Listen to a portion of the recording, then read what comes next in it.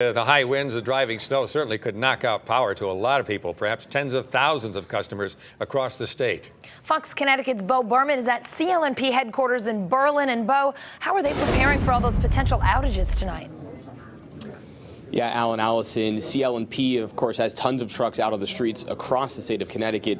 Here on the inside of the Emergency Operations Center in Berlin, they're working to keep an eye on the storm, monitor it, and have a lot of staff in here today that normally is not in this EOC. It's going to open up, of course, for storms. You can see behind me here, we have quite the crew keeping an eye on the outages, taking in information from the crews who are outside. And right now, not too many outages. Those are minimal at this time, but they have increased slightly since 4 p.m. Right now, we're at about 475 statewide, but of course, that's out of 1.2 million customers in the entire state. So right now, we're joined by Tricia Modifica, spokesperson for CLNP. And Tricia, what is the concern as we move into the later afternoon and early evening hours for CLNP?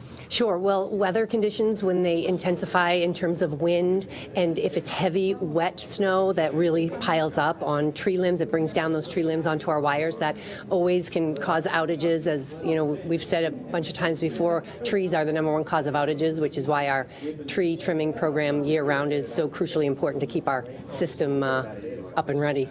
And at this time, at least, right?